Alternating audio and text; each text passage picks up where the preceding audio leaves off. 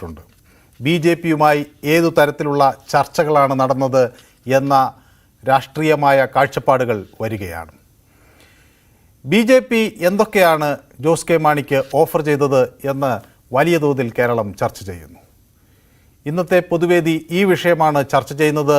BJP-യുടെ ചൂണ്ടയിൽ കുത്തുമോ ജോസ് കെ മാണി? എല്ലാവർക്കും പൊതുവേദിയിലേക്ക് സ്വാഗതം.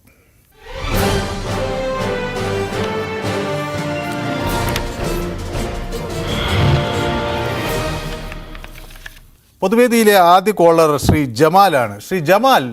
ശ്രീ ജമാലിന് എന്ത് തോന്നുന്നു? ഈ ജോസ് കെ മാണി ഒരു മുന്നണി മാറ്റത്തിന് തയ്യാറെടുക്കുകയാണോ? അങ്ങനെയെങ്കിൽ BJP അദ്ദേഹത്തിന് പറ്റാവുന്ന ഒരു ലാവണമായി മാറുമോ?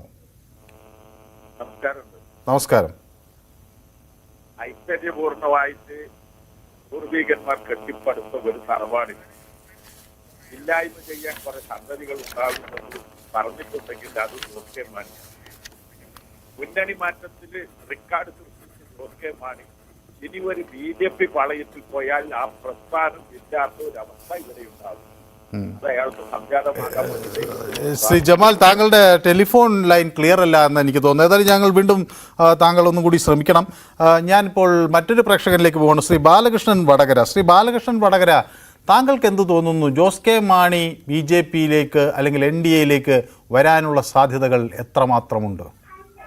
നമസ്കാരം. ഇലക്ഷന് ശേഷം താങ്കളെ കണ്ടില്ല.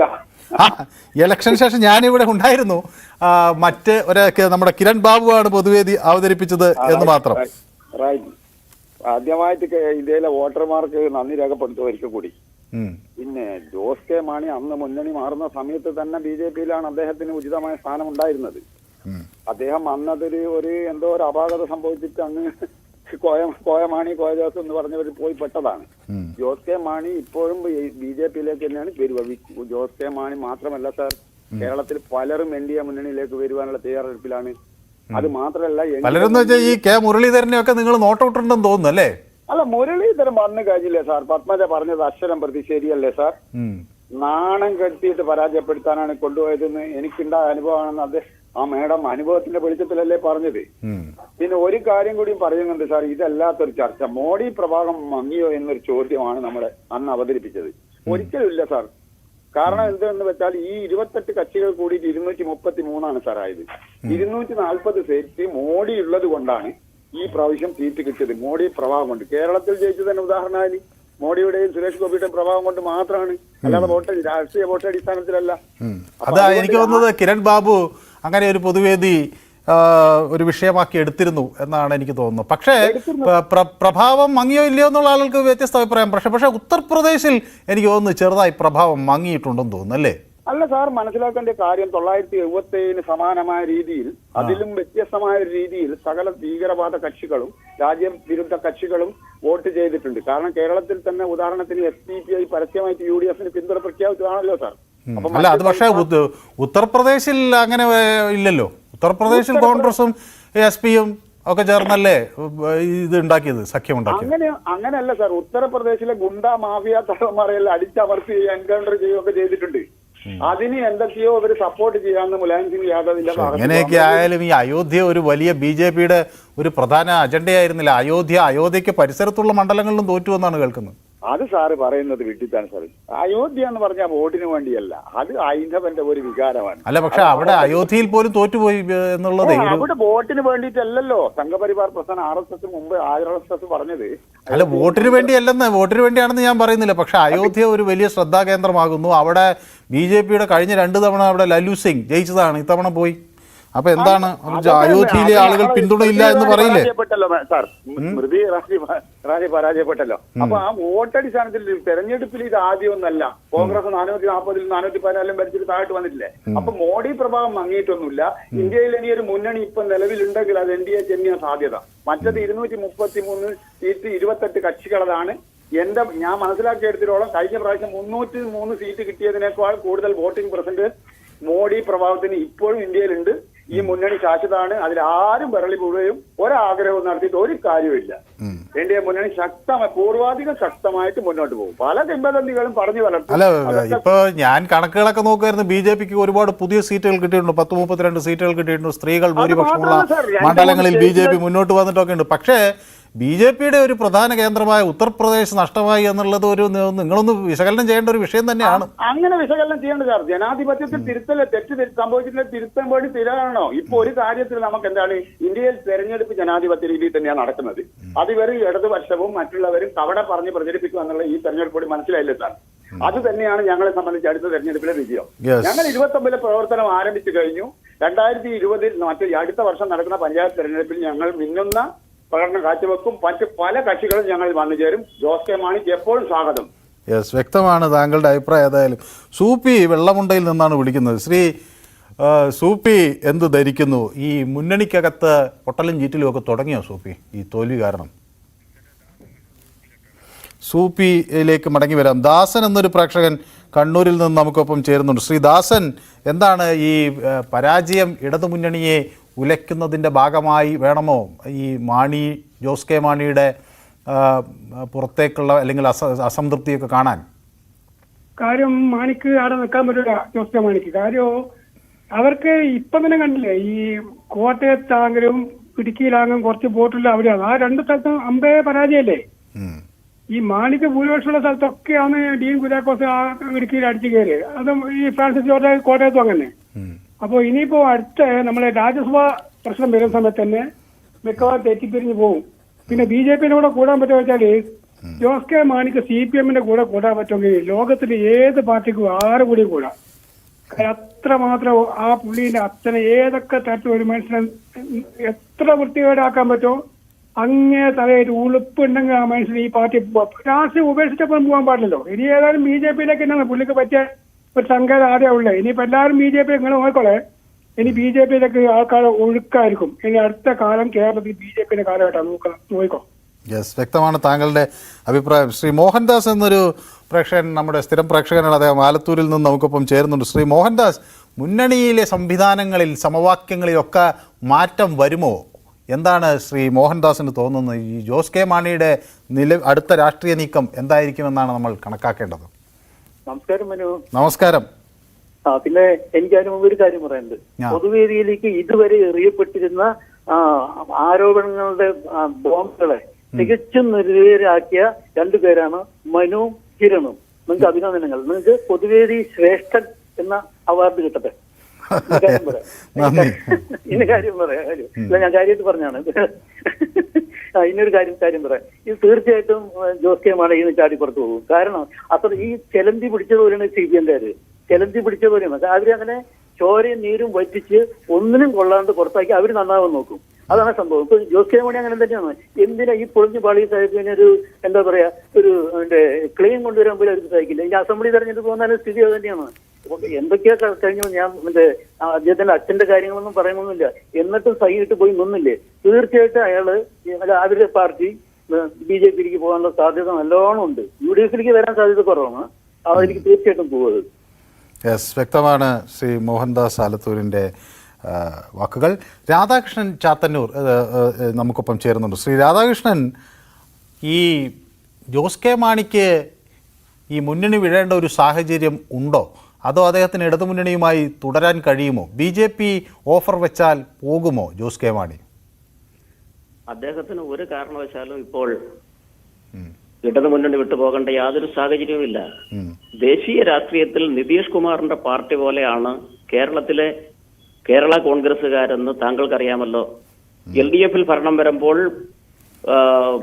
ജോസഫ് ഗ്രൂപ്പ് LDFിനോടൊപ്പം നിൽക്കും. UDF ഭരണത്തിൽ വരുമ്പോൾ മാറി നിൽക്കും. ഈ മുന്നണികളെല്ലാം തന്നെ ആരാണോ ഭരണത്തിൽ വരുന്നത്, UDF LDF മാറി മാറി വരുമ്പോൾ ഇവരെല്ലാം വരികയും ഈ നിമിഷം വരെ പതിറ്റാണ്ടുകളായിട്ട് അവരുടെ മെച്ചത്തിന് വേണ്ടിയിട്ടുള്ളതെല്ലാം ഈ രണ്ട് മുന്നണികളെയും കൊണ്ട് ഉണ്ടാക്കിയിട്ടുണ്ട്. അതിന്റെ പരിണിത ഫലമാണ് ഇപ്പോൾ LDFിൽ ഒരുപക്ഷെ UDFിനൊന്നും ദേശീയ തലത്തിൽ ഇപ്പോൾ വലിയ ചാൻസ് ഇല്ലാത്തത് കൊണ്ട് LDFിൽ നിന്നും ചിലപ്പോൾ പോയാലും BJPയിലേക്ക് പോകാൻ സാധ്യതയുണ്ട്. BJP-യിലേക്ക് പോകാൻ സാധ്യത എന്ന് പറഞ്ഞാൽ അദ്ദേഹം ഒരു PC ജോർജിനെ പോലെയോ പഴയ PC തോമസിനെ അറിയാമല്ലോ, ഒരു കാലത്ത് ഇടതുമുന്നണിയിലേക്ക് നിന്ന് MP ആയി എന്തൊരു പരിവേഷം ഇമേജുള്ള ആളായിരുന്നു അറിയാമോ PC തോമസ്. അദ്ദേഹത്തിനെ പോലെ ഈ BJP മുന്നണിയിലേക്ക് പോയാൽ ഇദ്ദേഹം രാഷ്ട്രീയ ചരിത്രത്തിന്റെ ചവറ്റുകൊട്ടയിലേക്ക് ഈ KM മാണി ഗ്രൂപ്പ് മാറും. ഇടതുമുന്നണി വിട്ടുപോയാൽ അതിന് യാതൊരു സംശയവുമില്ല. അത് മാത്രമല്ലല്ലോ, അവർക്ക് മന്ത്രിസ്ഥാനവും ചീഫ് വിപ്പ് സ്ഥാനവും നിരവധി ബോർഡുകളും കോർപ്പറേഷനുകളും ഒക്കെ കൊടുത്തേക്കല്ലേ. പിന്നെ എന്തിനാണ് ഇടതുമുന്നണിയിൽ നിന്ന് പോകുന്നത്? പോയാൽ തന്നെയും ഇടതുമുന്നണിക്കൊന്നും ഇല്ല. കാരണം കേരള കോൺഗ്രസ് പോയെന്ന് വിചാരിച്ച് ഇടതുമുന്നണി ചുവപ്പാണ്, ചുവപ്പിന്റെ പാർട്ടിയാണ് ഇടതുപക്ഷം. ആ ചുവപ്പിനോടൊപ്പം നിൽക്കുന്ന പാർട്ടികൾ അവിടെ തന്നെ കാണും. ഏത് ഘടകകക്ഷി പോയാലും ജനതാദൾ യുണൈറ്റഡിന് ഇപ്പൊ സീറ്റ് വേണമെന്ന് പറയുന്നത് കേട്ടു. എവിടെ നിർത്തിട്ട് കൊടുക്കും? ഇവർക്കൊക്കെ കൂടെ നിൽക്കാൻ 4 ആളില്ല. അപ്പൊ ഇവരൊക്കെ പോയെന്ന് വിചാരിച്ചൊന്നും ഇവിടെ ഇടതുമുന്നണിക്ക് ഒന്നും സംഭവിക്കാൻ പോകുന്നില്ല എന്നുള്ളതാണ്. അവർ സ്വയം നശിക്കുന്നത്. PC ജോർജിന്റെ ഇപ്പൊ പലരും ഗവർണറൊക്കെ ഇത് കേൾക്കുന്ന ആരെങ്കിലും ഉണ്ടെങ്കിൽ പാവം PC ജോർജിന്റെ ഒരു ഗവർണർ എന്തെങ്കിലും ആക്കാൻ പറ.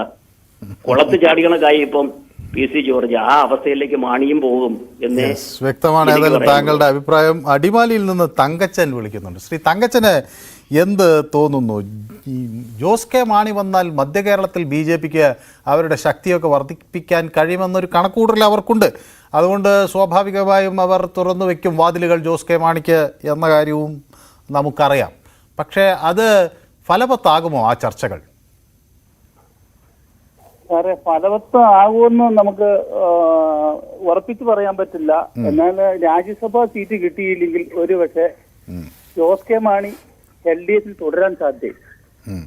കാരണം ജോസ് കെ മാണിക്ക് നിലവിൽ ഒരു സ്ഥാനവും ഇല്ലാണ്ടാവും. അപ്പൊ ആ സ്ഥിതിയിൽ ജോസ് കെ മാണി തുടരാൻ സാധ്യത കാണുന്നില്ല. ഒഴിവ് വരുന്ന 2 സീറ്റ്, ഒന്ന് CPM ഒന്ന് CPI എടുക്കുമെന്നാണ് ഇപ്പൊ നമുക്ക് അറിയാൻ കഴിയുന്നത്. അങ്ങനെ വന്നാൽ അദ്ദേഹം തുടരാൻ സാധ്യതയില്ലെന്നാണ് താങ്കൾ കരുതുന്നത് അല്ലേ? ഏതായാലും അങ്ങനെയാണ് കരുതുന്നത്. വളരെ വ്യക്തമാണ് താങ്കളുടെ അഭിപ്രായം. ജയമോഹൻ പുതുക്കാട് നിന്നാണ് നമുക്കൊപ്പം ചേരുന്നത്. ശ്രീ ജയമോഹന് എന്തു തോന്നുന്നു? ഈ മുന്നണി സംവിധാനങ്ങളിൽ മാറ്റം സാധ്യമാണോ? ഇനി അങ്ങനെയൊക്കെ നമ്മൾ മുൻകൂട്ടി കാണേണ്ടതുണ്ടോ? കേൾക്കാമോ ജയമോഹൻ? ഞാൻ പറയുന്നത് കേൾക്കാമോ? ശ്രീ ജയമോഹന് എന്തു തോന്നുന്നു? ഈ രാജ്യസഭാ സീറ്റും അതുപോലെ മന്ത്രിസ്ഥാനവും ഒക്കെ ജോസ് കെ മാണിക്ക് BJP ഓഫർ ചെയ്യുന്നുണ്ട് എന്ന വിവരങ്ങൾ എത്രമാത്രം വിശ്വസനീയമാണ്? ഇപ്പൊ രാജ്യസഭാ സീറ്റിനെ ചൊല്ലിയുള്ള തർക്കങ്ങള് LDF-ല് എന്തായാലും കാര്യമായി നടക്കും.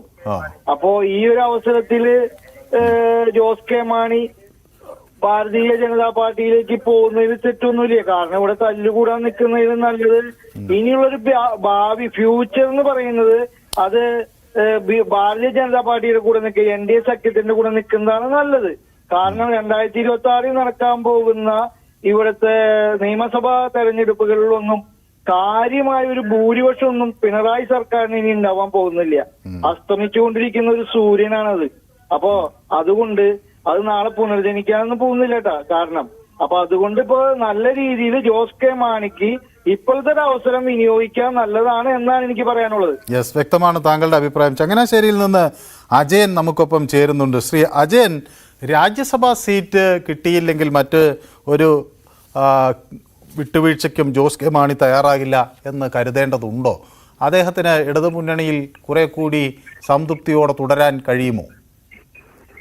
ഇല്ല, ഇനിയൊരു സീറ്റ്, രാജ്യസഭാ സീറ്റ് ഇല്ലാതെ അദ്ദേഹത്തിന് തുടരാൻ കഴിയുമെന്ന് രാഷ്ട്രീയം നിരീക്ഷിക്കുന്നവർക്ക് സാധ്യമല്ല. അത് അദ്ദേഹം ഒരുപക്ഷെ അദ്ദേഹത്തിന് അങ്ങനെ ഒരു സീറ്റ് കിട്ടിയില്ലെങ്കിൽ ഉറപ്പായും അദ്ദേഹം അത് വിട്ടുപോരുമെന്ന് തന്നെയാണ് നമുക്ക് ചിന്തിക്കാൻ കഴിയുന്നത്. കാരണം CPI-യും CPM-ഉം ദേശീയ രാഷ്ട്രീയ പാർട്ടിയല്ല CPI എങ്കിൽ തന്നെയും ദേശീയ രാഷ്ട്രീയത്തിൽ നിൽക്കുന്ന രാഷ്ട്രീയ പ്രസ്ഥാനങ്ങളാണ്. അപ്പൊ അവരൊരിക്കലും അവരുടെ ശോഷിച്ചു നിൽക്കുന്ന അംഗബലം ഉള്ളത് കൊണ്ട് അവർക്ക് ന്യായമായിട്ട് ഇപ്പോൾ കിട്ടുന്ന സീറ്റുകൾ അവർ വിട്ടുകൊടുക്കാൻ സാധ്യതയില്ല. കാരണം കേരള കോൺഗ്രസിൽ ദേശീയ രാഷ്ട്രീയത്തിൽ വലിയ പ്രസക്തിയൊന്നുമില്ല. അപ്പൊ അങ്ങനെ വരുമ്പോൾ അദ്ദേഹം BJP-യുമായിട്ട് പോകുന്നതിൽ തെറ്റൊന്നുമില്ല.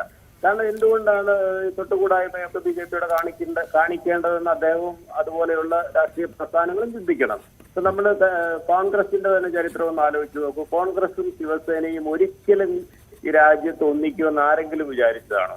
ഇപ്പൊ കോൺഗ്രസും ശിവസേനയും ഒന്നിച്ചല്ലേ മഹാരാഷ്ട്രയെ കുറച്ചു നാൾ ഭരിച്ചത്. ഇപ്പോഴവർ ഒന്നിച്ച് NDA അലയൻസിലും ഉണ്ടല്ലോ. അപ്പൊ അതൊക്കെ ദേശീയ രാഷ്ട്രീയത്തിൽ അങ്ങനെ സാധ്യമായ കൂടിച്ചേരലുകളും മുന്നണികളും ഒക്കെ വർക്ക് ചെയ്തുകൊണ്ടിരിക്കുമ്പോൾ ജോസ് കെ മാണിക്ക് അങ്ങനെ ഒരു തീരുമാനം എടുക്കുന്നത് തെറ്റൊന്നുമില്ല. വ്യക്തമാണ് താങ്കളുടെ അഭിപ്രായം. മറ്റൊരു പ്രേക്ഷകൻ കൂടി കാത്തു നിൽക്കുന്നതുകൊണ്ടാണ്. എരുമേലിയിൽ നിന്ന് അൽത്താഫ് നമുക്കൊപ്പം ചേരുന്നു. അൽത്താഫ്, ജോസ് കെ മാണിയുടെ രാജ്യസഭ MP സീറ്റ് വേണം എന്ന അവകാശവാദത്തിന് എത്രമാത്രം ന്യായീകരണമുണ്ട്? ഒരു സ്ഥാനാർത്ഥി അവരുടെ തോൽക്കുകയും കൂടി ചെയ്തതോടുകൂടി പാർലമെൻറ്റിൽ അവർക്ക് ഒരു പ്രാതിനിധ്യം വേണം എന്നൊരു ആവശ്യം ന്യായമല്ലേ? സാറ് ഇപ്പൊ ചോദിച്ചത് അവകാശവാദം ജോസ് കെ മാണി ചോദിച്ചായിട്ട് ഞാൻ എവിടെയും കണ്ടിട്ടില്ല. ന്യൂസ് 8 അങ്ങനെ വന്നൊന്നും ഞാൻ കണ്ടില്ല. ഒന്നാമത്തെ കാര്യം നമ്മൾ ഇതിനകത്ത് കാണേണ്ടത് BJP-യിൽ തന്നെ മന്ത്രിസ്ഥാനം കൊടുക്കാനില്ല എന്ന് നിതീഷ് കുമാറിന്റെയും ചന്ദ്രബാബു നായിഡുവിന്റെയും കരുണയിലാണ് ഇപ്പൊ BJP NDA ഗവൺമെന്റ് തന്നെ രൂപീകരിച്ചിരിക്കുന്നത്. അവിടെ എങ്ങനെയും സർക്കാർ 5 വർഷം പൂർത്തീകരിക്കാന്നുള്ള ഒരു ഒറ്റ ഉദ്ദേശമേ ഉള്ളൂ. നമ്മൾ ഈ കേരള കോൺഗ്രസ് അങ്ങോട്ട് പോകും ഇങ്ങോട്ട് പോകുമെന്ന് പറഞ്ഞിട്ട് ഒരു കാരണവശാലും അത് സർക്കാർ നിലനിൽക്കാത്ത ഒരു സാഹചര്യത്തിൽ എങ്ങനെ കേന്ദ്രമന്ത്രി സ്ഥാനം കൊടുക്കും? പിന്നെ രണ്ടാമത്തെ കാര്യം, അവർക്ക് MP ഇല്ല, രാജ്യസഭയിലും MP ഇല്ല, ലോക്സഭയിലും MP ഇല്ല. പിന്നെ എങ്ങനെയാണ് ജോസ് കെ മാണി മന്ത്രിയാവുന്നത്? BJP-യുടെ ഏതെങ്കിലും ഒരു സീറ്റിൽ രാജ്യസഭയിൽ കൂടെ കൊണ്ടുപോകാന്ന് പറഞ്ഞാൽ ഇപ്പൊ BJP-ക്കകത്തും NDA-ക്കകത്തും തന്നെ വലിയ പ്രതിസന്ധി നേരിട്ടുകൊണ്ടിരിക്കുകയാണ്. ഇപ്പൊ പിന്നെ നമ്മുടെ കോട്ടയത്ത് തോറ്റത് അത് LDF-നോടുള്ള ഒരു ജനവിരുദ്ധ വികാരം പോലെ ഉണ്ടായതിന്റെ ഭാഗമായിട്ടാണ് ജോസ് കെ മാണിയുടെ പാർട്ടി തോറ്റത്. എന്റെ ഒരു നിഗമനത്തിന് ശരിയാണ്. നിഗമനത്തില് 2026 നിയമസഭാ തെരഞ്ഞെടുപ്പിൽ UDF-ലേക്ക് പോകാം, BJP-യിലേക്കോ NDA-യിലേക്കോ പോകുമെന്ന് പറയുന്നത് എന്തിന്റെ അടിസ്ഥാനത്തിലാണ് എനിക്ക് മനസ്സിലാവുന്നത്. വേറൊരു കാര്യം കൂടി, നിയമസഭയിൽ വന്നിരുന്ന NDA സംപൂജരായിട്ടുള്ള നിയമസഭയിൽ കേരള കോൺഗ്രസിന്റെ 5 MP-മാര്, ജോസ് കെ മാണിയോടുള്ള 5 MLA-മാര് അവിടെ വന്ന് NDA-യുടെ നിലപാട് പറയുന്നതൊന്ന് ഓർത്തു നോക്കൂ. അവിടെ NDA-ക്ക് വേണ്ടി വാദിക്കുന്നൊന്ന് ഓർത്തു നോക്കൂ. അതൊക്കെ കേരള രാഷ്ട്രീയത്തിൽ ഒരു കാരണവശാലും നടക്കാൻ പോകുന്നില്ല. NDA തന്നെ ദുർബലമാകുന്നു. നരേന്ദ്രമോദിയുടെ സർക്കാർ 5 വർഷം തികയ്ക്കുമോ എന്നുള്ള ഒരു സംശയം ഉണ്ടാകുന്നു. ഇന്ത്യ മുന്നണി വലിയ ശക്തി ആർജിക്കുന്നു. ഈ സാഹചര്യത്തിൽ ജോസ് കെ മാണിയൊക്കെ പോകുമെന്നുള്ളത് എക്സിറ്റ് പോളുകളിൽ ചാനലുകൾ പരാജയപ്പെട്ടതിന്റെ ഒരു ക്ഷീണം മറയ്ക്കാൻ വേണ്ടി മാത്രമാണ്. വ്യക്തമാണ് താങ്കളുടെ അഭിപ്രായം. ഭാസ്കരൻ കാസർഗോഡ് ജില്ലയിൽ നിന്നാണ് വിളിക്കുന്നത്. ശ്രീ ഭാസ്കരൻ, കാസർഗോഡ് നഗരത്തിൽ നിന്നാണോ? എവിടെ നിന്നാണ് വിളിക്കുന്നത്? കാസർഗോഡ് ചെറുവത്തൂരാണ്. ആ ചെറുവത്തൂർ എന്ന് പറയുമ്പോൾ നമ്മുടെ കണ്ണൂരിനടുത്തായി അല്ലേ? അതെ, കണ്ണൂരിനടുത്തായി, അതായത് കണ്ണൂർ കാസർഗോഡിന്റെ അടുത്തായി. അതെ. എനിക്ക് തോന്നുന്നത് ശ്രീ ഭാസ്കരനോട് നേരത്തെ സ്ഥലം ചോദിച്ചിട്ടുണ്ടെന്ന് തോന്നുന്നു. ചെറുവത്തൂർ. അതെ. ശ്രീ ഭാസ്കരന് എന്താണ് തോന്നുന്നത്? ഈ ജോസ് കെ മാണിയെ വലവീശി പിടിക്കാൻ ആരൊക്കെ ശ്രമിക്കും? BJP-ക്ക് അദ്ദേഹത്തിൽ ഒരു താല്പര്യമുണ്ടാകുമോ? അല്ല സർ, ഞാൻ പറയുന്നത് ഇന്ത്യൻ രാഷ്ട്രീയത്തിൽ എന്താണ് ജോസ് കെ മാണി? കേരളത്തിലെ ഒരു ചീള് കേസാണ്. പറയാൻ പറ്റും. അവർക്ക് 3-4 MP-മാർ MLA-മാർ. നമ്മുടെ വിഷയം കേരളത്തില് മുസ്ലിം ലീഗ് ഇല്ലാതെ ഈ പിന്നെ കമ്മ്യൂണിസ്റ്റ് പാർട്ടിയുടെ ഭരിച്ചിട്ടുണ്ട്. മുസ്ലിം ലീഗ് ഇല്ലാതെയും കേരള കോൺഗ്രസ് ഇല്ലാതെ ഭരിച്ചിട്ടുണ്ട്. PSC കേരളത്തിലെ പ്രജാ സോഷ്യലിസ്റ്റ് പാർട്ടി ഭരിച്ചിട്ടുണ്ട്. പട്ടനാളുള്ള ഭരിച്ചിട്ടുണ്ട്.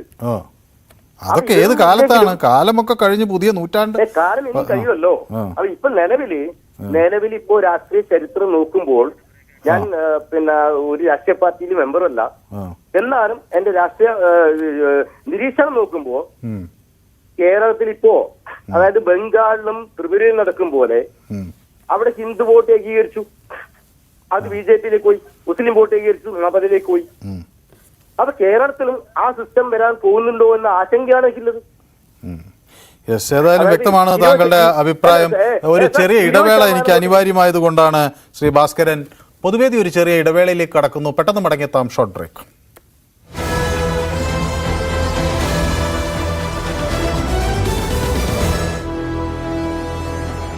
ആലപ്പുഴയും പോലുള്ള വിവിധ മണ്ഡലങ്ങളിൽ വലിയ രീതിയിൽ വോട്ട് വർദ്ധിപ്പിക്കുകയും ചെയ്തു. BJP-യുടെ ഒരു കൃത്യമായ കണക്ക് ഇതാണ്. അതായത് ഈ തൃശ്ശൂർ അടക്കം ക്രൈസ്തവ വോട്ടുകൾ കൃത്യമായി ലഭിച്ചതുകൊണ്ടാണ്, വലിയ തോതിൽ ലഭിച്ചതുകൊണ്ടാണ് സുരേഷ് ഗോപി ജയിച്ചത് എന്നും അവർ കണക്ക് കൂട്ടിയാണ്. മറ്റു മണ്ഡലങ്ങളിലെ വോട്ട് വർധനയിലും ക്രൈസ്തവർക്ക് പങ്കുണ്ട് എന്നും BJP കരുതുകയാണ്. അതായത് കുറെ കാലമായി BJP നടത്തിയിരിക്കുന്ന ശ്രമങ്ങൾ അത് വിജയം കാണുന്നു എന്നതാണ്. ഇപ്പോൾ ആറ്റിങ്ങൽ V. മുരളീധരന്റെ പ്രചരണം ഉൾപ്പെടെ ഒരു മണ്ഡലം കേന്ദ്രീകരിച്ച് കാര്യമായി പ്രവർത്തിച്ചാൽ ഗുണമുണ്ടാകാം, നേട്ടമുണ്ടാകാം. ഈ നേരത്തെ പറഞ്ഞതുപോലെ ഒരു 30 സീറ്റ് ഒക്കെ നേടുന്ന നിലയിലേക്ക് ഭാവിയിൽ എത്താനുള്ള സാധ്യതയുണ്ട്. അതുകൊണ്ടാണ് ഈ ഒരു പൊതു സാഹചര്യം, നമുക്കറിയാം രഞ്ജിത്ത് നേരത്തെ സൂചിപ്പിച്ചതുപോലെ ഇടതുമുന്നണിയിൽ രാജ്യസഭാ സീറ്റ് ലഭിക്കാനുള്ള സാധ്യതയുമില്ല.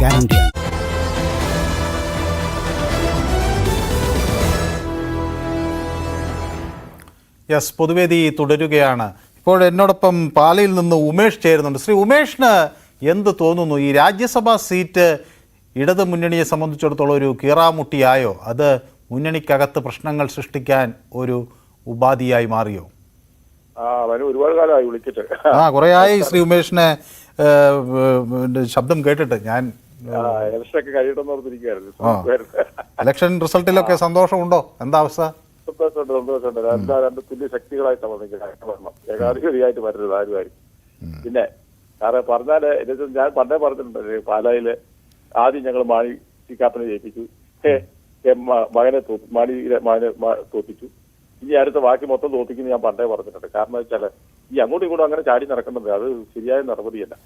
ഇതുപോലെ അവഹേളിച്ച ഒരു പാർട്ടിയിലോട്ടല്ല കഴിഞ്ഞ പ്രാവശ്യം പോയത്. അതിന് ഞങ്ങൾക്കെല്ലാം സങ്കടം ഉണ്ടായി. ഞങ്ങളെല്ലാം കേരള കോൺഗ്രസ്സുകാരായിരുന്നു. ഞങ്ങൾക്കെല്ലാം ഭയങ്കര സങ്കടമായിട്ട് CPM-ലോട്ട് പോയപ്പോഴേ അന്നേ ഞങ്ങളൊരു പ്രതിജ്ഞ എടുത്തിട്ടുണ്ടായിരുന്നു. ആദ്യം ജോസ് കെ മാണിയെ തോപ്പിക്കുക, പിന്നെ ഈ പാർട്ടി ഇല്ലാതെ ആക്കി കളയാന്നുള്ളൊരു പ്രതിജ്ഞ ഞങ്ങൾ അങ്ങനെ എടുത്തിട്ടുണ്ട്. അത് പല പ്രാവശ്യം സാറിനോട് ഞാൻ പറഞ്ഞിട്ടുള്ള. അപ്പം ഇപ്പൊ BJP-ലോട്ട് പോകുന്നതിനകത്ത് അതിശയൊന്നുമില്ല. കാരണം വെച്ചാൽ ഞങ്ങളെല്ലാം BJP-ക്കാരായി, നേരത്തെ ആയിരുന്നു.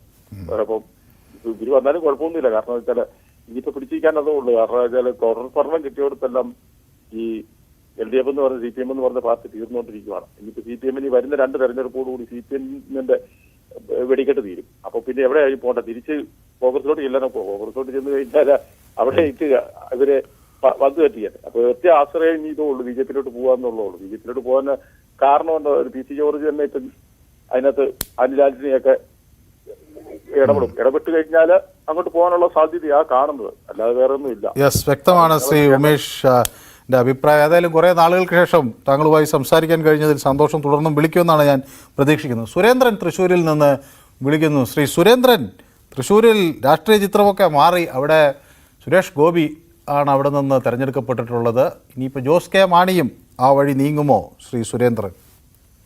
നമസ്കാരം സാറേ. നമസ്കാരം. പറയാനുള്ളത് ഈ കോൺഗ്രസിന്റെ കേരള കോൺഗ്രസിന്റെ ചരിത്രം എടുത്ത് നോക്കുകയാണെങ്കിൽ അവര് ഒരു സ്ഥലത്തും എല്ലാ സമയത്തും നിന്നിട്ടില്ല. പക്ഷെ ഈ ദേശീയ രാഷ്ട്രീയത്തിലേക്കൊക്കെ പോകുമെന്ന് എനിക്കറിയില്ല. കാരണം ഇപ്പൊ നേരത്തെ ഒരു പ്രതികരണം കണ്ട മാതിരി UDF-ലേക്ക് ഇവരെന്നും അധികാരത്തിന്റെ ഇത് നോക്കി നടക്കുന്ന ആൾക്കാർ. അത് മുസ്ലിം ലീഗ് ആയാലും ഒക്കെ ഇതാണ്. മുസ്ലിം ലീഗ് ഇങ്ങനെ ചാഞ്ചാടി നിന്നായിരുന്ന ഇനി മുസ്ലിം ലീഗും മാറുമെന്ന് അറിയില്ല. കേന്ദ്രത്തിൽ നിന്ന് എന്തെങ്കിലും കിട്ടുമോന്ന് അറിയാൻ വേണ്ടിയിട്ടാണ് അവര് നിന്നിരുന്നത്. ഇപ്പൊ അവര് മാറുമെന്ന് അറിയില്ല. അങ്ങോട്ടും ഇങ്ങോട്ടും എവിടെയാണോ മെച്ചമുള്ളതെന്ന് നോക്കിയിട്ട് നിൽക്കുന്ന ആളുകളാണ് ഇവരൊക്കെ. കുഞ്ഞാലിക്കുട്ടീനെ കേന്ദ്രമന്ത്രിയാക്കാനായിട്ട് തീരുമാനങ്ങളെ ഒക്കെ ചർച്ചകളും ഇതൊക്കെ വന്നതാണ്. അപ്പൊ ഇന്ത്യ മുന്നണി വന്നില്ല.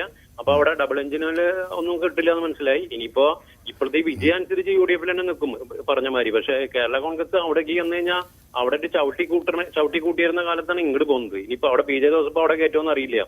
അപ്പൊ അവിടേക്ക് പോണാലും നല്ലത് BJP-ലേക്ക് പോകാന്നാണ് എനിക്ക്. കാരണം ഇവരെ സംബന്ധിച്ച് താങ്കളുടെ അഭിപ്രായം. എനിക്ക് സമയക്കുറവ് കൊണ്ടാണ് ആളുകൾ ഒന്ന് രണ്ട് പേരോട് കൂടി സംസാരിക്കുന്നത്. വിനോദ് പുനലൂരിൽ നിന്ന് നമുക്കൊപ്പം ചേരുന്നു. വിനോദ് വിനീതാണ് അല്ലേ? വിനീത് വിജയൻ. വിനീതിന് എന്താണ് ഇത് സംബന്ധിച്ച് പറയാനുള്ളത്? ജോസ് കെ മാണിക്ക് മായി ഒത്തുചേർന്ന് പോകാൻ NDA സഖ്യത്തിനാകുമോ? അതൊരിക്കലും ആവില്ല. കാരണം ഈ ജോസ് കെ മാണി എന്ന് പറയുന്ന പാർട്ടിയുടെ പ്രത്യയശാസ്ത്രം എന്ന് പറയുന്നത് ഒരു UDF കോൺഗ്രസ് അനുഭാവത്തിൽ മുന്നോട്ട് പോകുന്ന ഒരു രാഷ്ട്രീയ പാർട്ടിയാണ്. ഹലോ, കേൾക്കുന്നു.